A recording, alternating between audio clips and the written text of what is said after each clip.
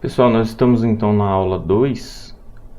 Vamos continuar então. Nós paramos aqui em comentários, né, onde nós vimos que para adicionar comentários nos nossos scripts basta utilizar o barra barra ou barra asterisco asterisco barra, não é? Para criar variáveis nós vimos que é possível, né, utilizando o comando var, a palavra reservada var. Então, para criar variáveis, você pode criar variáveis do tipo numérica, números reais, variáveis de string, né, concatená-las.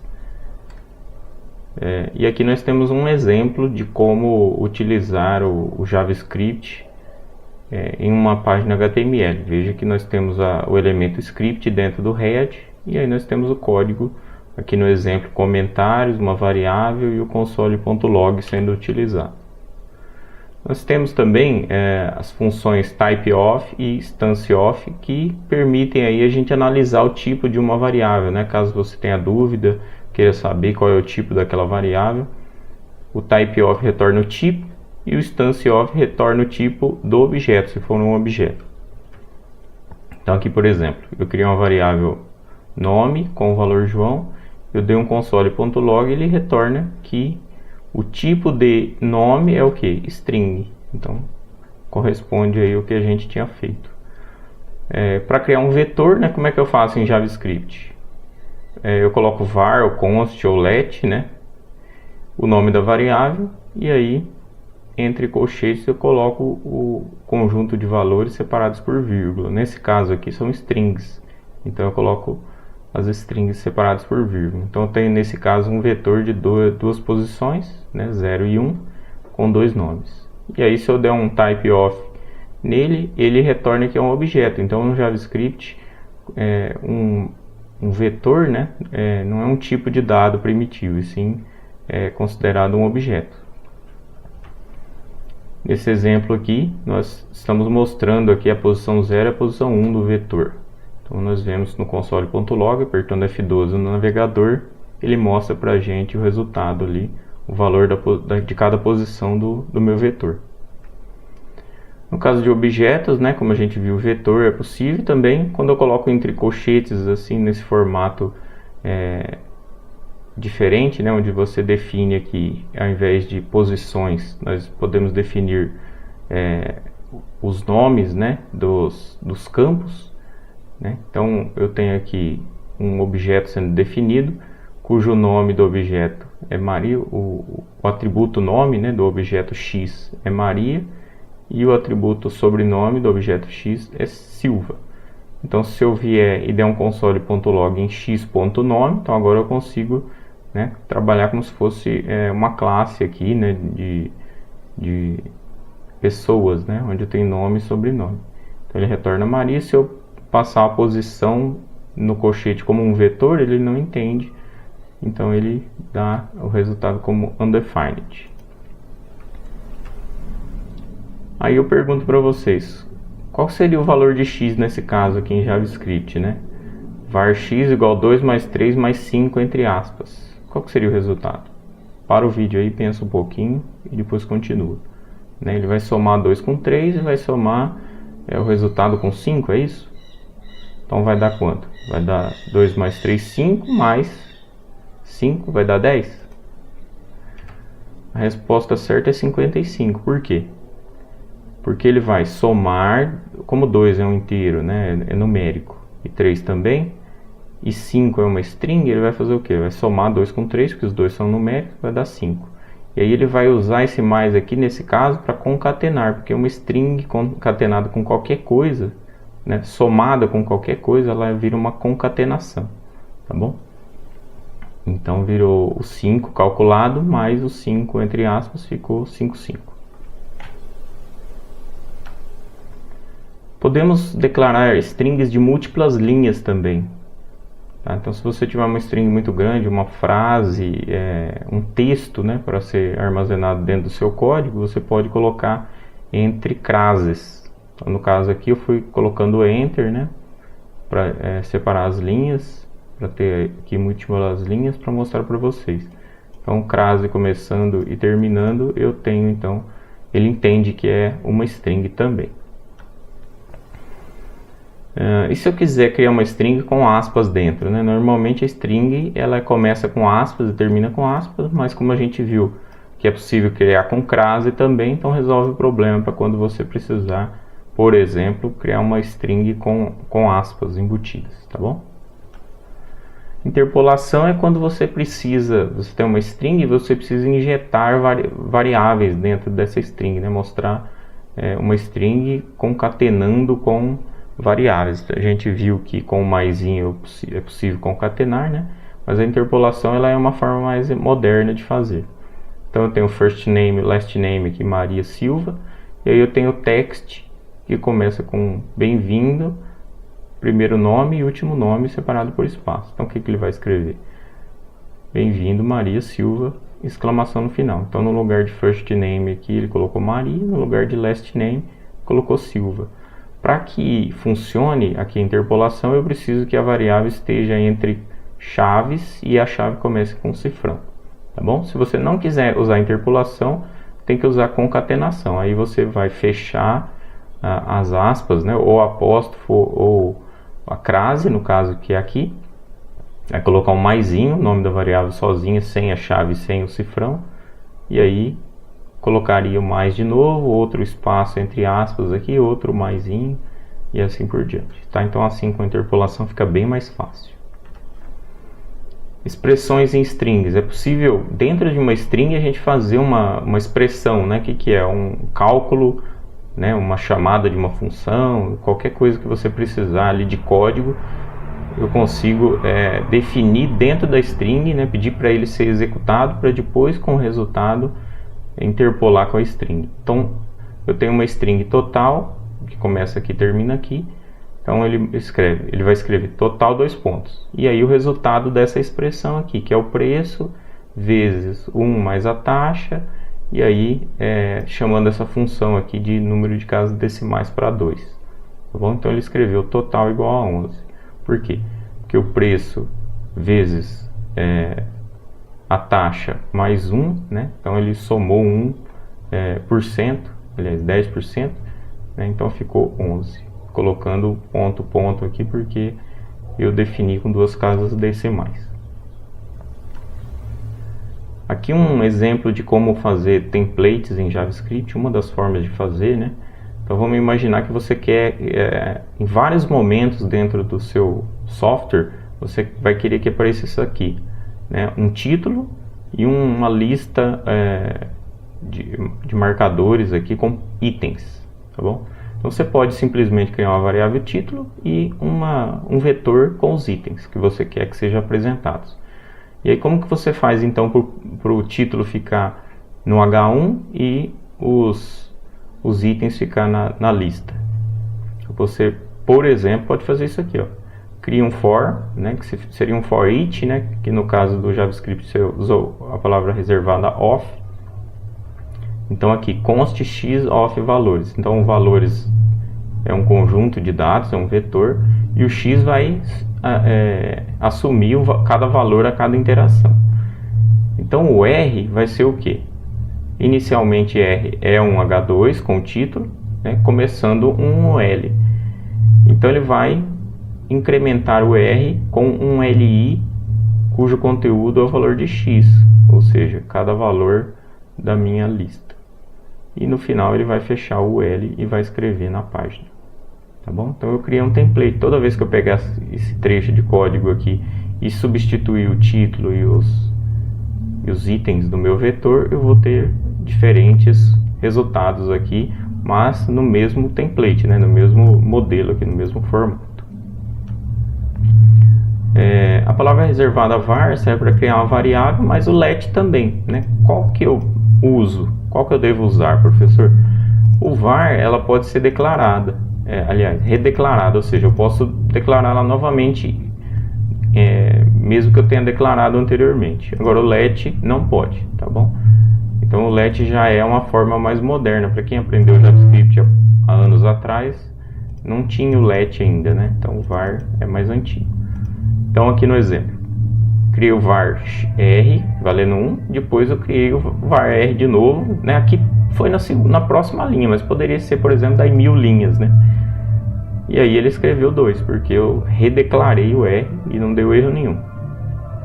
No caso do let, eu não posso fazer isso. Ó. Ele dá um erro para mim porque o R já estava declarado como let, tá bom? Então eu não posso fazer isso.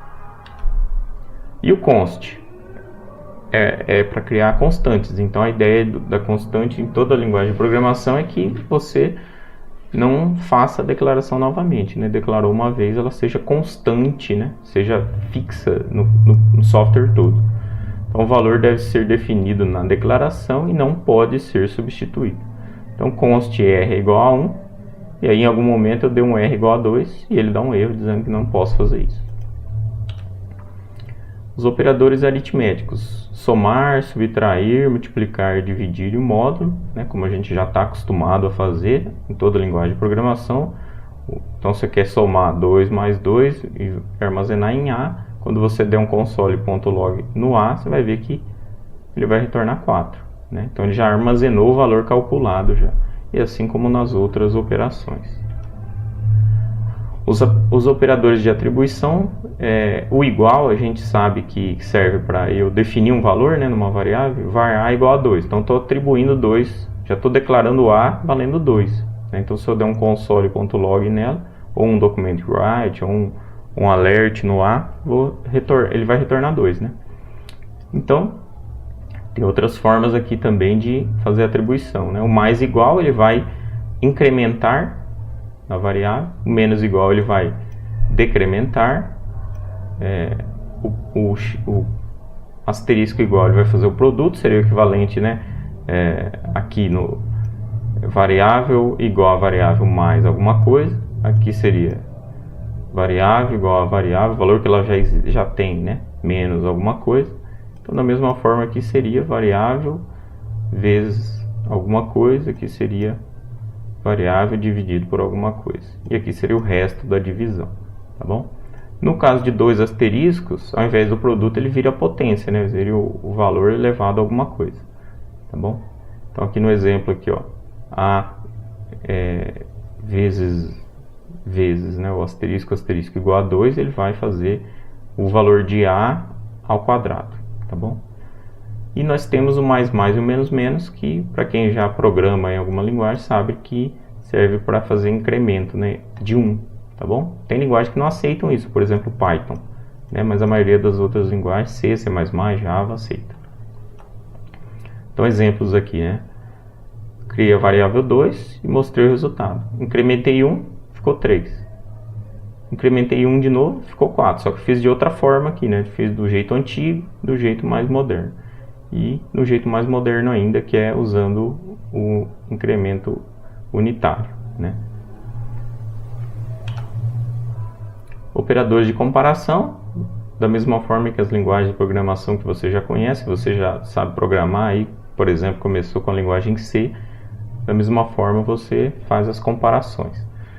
Tem algumas diferenças, por exemplo, no JavaScript você pode usar 3 sinais de igual para comparar estritamente. Tá bom? Então, por exemplo, aqui, ó, console.log, 1 é igual a 1, true, verdadeiro. Agora eu estou fazendo um outro exemplo. 1 é igual a 1, entre aspas, ou seja, o valor 1 em formato string é a mesma coisa que o 1 em numérico, o JavaScript vai dizer que sim, tá bom? Então, tanto o número 1, tanto se ele for string quanto for numérico, na comparação para o JavaScript é a mesma coisa. Tá bom? Isso facilita em alguns momentos, pode dificultar em alguns momentos, mas é assim que a linguagem funciona, tá bom? Agora, e o estritamente igual? No caso aqui, se eu fizer o igual 3 vezes aqui, ele vai retornar o quê? True, false e false. Por quê? Porque ele não é estritamente igual em todos os casos, ele é estritamente igual somente no primeiro aqui, porque 1 é numérico e esse 1 aqui também é numérico. Agora, como esse 1 aqui é numérico e esse é string, ele vai retornar que não é estritamente igual, tá bom?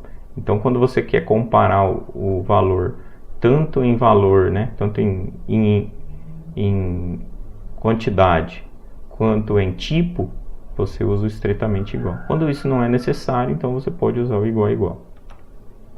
Então, aqui no exemplo, ó, A igual a 1, B igual a 1. A igual a B? Sim. Mas é estritamente igual a B? Não. tá? 1 igual a 1 de novo, ó. A é diferente de B? Não, não é diferente, é igual. Os dois são 1. Mas é estritamente diferente? Sim, estritamente diferente. Por quê? Porque um é string e o outro um é inteiro, tá bom? E aí você pode fazer essa validação aqui em linha, né? Então, se o A seria como se fosse um if aqui dentro já da resposta do console.log, né? Se o A é diferente de B, pergunta, né? É diferente de B? Se for, ele faz isso. Se não, ele faz isso. Então, ele é diferente?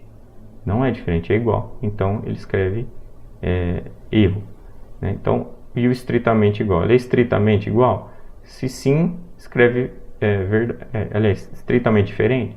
Se sim, ele escreve verdadeiro, se não, ele escreve falso. Então, ele é estritamente diferente porque eles são de tipos diferentes. Os operadores lógicos entram aqui também nesse exemplo aqui. Por exemplo, 2e comercial, 2pipe ou exclamação, né? Então, da mesma forma que outras linguagens aí, diferente do Python, né, que é OR ou AND que você utiliza. C, C++ e Java você usa dessa forma aqui, igual no JavaScript. Então, eu tenho a variável A e B valendo 1 e 2. Então, verifico, o A é maior que 0? 1 é maior que 0? É. E o A é maior que B? O A não é maior que B, é menor. Então, se os dois aqui, né, se E, né, tanto essa quanto essa, são verdadeiros, ele escreve ok, senão ele vai escrever falso. No caso aqui, em vez de falso, ele vai escrever erro, né? Que é o que eu defini. O A é maior que 0? É. Ou, né? No caso do ou, ele vai verificar a outra condição. Mas como uma já deu verdadeiro, então ele vai escrever ok. Já eu posso ignorar o restante. Eu consigo criar, né, verificações, né? Usando if. Da mesma forma que outras linguagens. Como eu tenho somente uma linha aqui de resultado, eu não preciso da chave abrindo e fechando, mas se eu tiver mais de uma linha, eu tenho que colocar uma chave abrindo e uma chave fechando no final. Então, o A é igual a 1 e o B é igual a 2. Se o A é igual a 1, é igual a 1. Então, ele vai escrever igual, tá bom? Nem vai executar as demais verificações. Então, aqui no outro exemplo, né? Se o A é igual a 1, ele escreve igual. Como ele é agora 2, ele continua a verificação. Se não, se A é maior que 1, é maior que 1. E o B é maior que 1 também. Então, os dois são. Então, a mensagem é igual a ambos maiores, escreve a mensagem no console e escreve no alert também. Aí ele ignora o else porque ele já entrou no else if. Verifique que no else if eu comecei com chave e terminei com chave porque eu tenho 3 linhas de código dentro do else if, né? Então, nesse caso, eu sou obrigado a colocar a chave abrindo e fechando. Switch case. Switch case, né? Só para revisar, o que eu vou fazer? Quando eu tenho um conjunto muito grande de validações para fazer, por exemplo, aqui eu preciso verificar qual é o dia atual para saber como eu vou escrever o dia da semana, né? Então eu teria muitos ifs e else ifs. Então nesse caso pode ser uma boa opção utilizar o switch case, tá bom? Então eu tenho o elemento script começando e terminando e eu tenho o switch para verificar. O que ele vai verificar? Ele vai pegar o dia da data atual, então ele vai pegar a data atual do SO e vai pegar o dia da semana, tá? O get day, a gente vai aprender que ele serve para isso. Então, se for 0, ele vai fazer alguma coisa, se for 1, vai fazer alguma coisa até 6, tá bom? E aí, no final, ele vai escrever na página. Então, se for 0, ele vai escrever a variável day, que é o dia, né? Vai ser Sunday, que é domingo. E aí ele vai dar um break para não entrar nas outras validações. E aí vai escrever só Sunday. Se por acaso não for 0 e for 1, ele vai escrever Monday e vai finalizar. E vai vir para cá direto. Tá bom? Então o break serve para ele parar de fazer a verificação no switch e já vir para a próxima linha após a chave. Ok? Então faltou explicar o switch também. Valeu!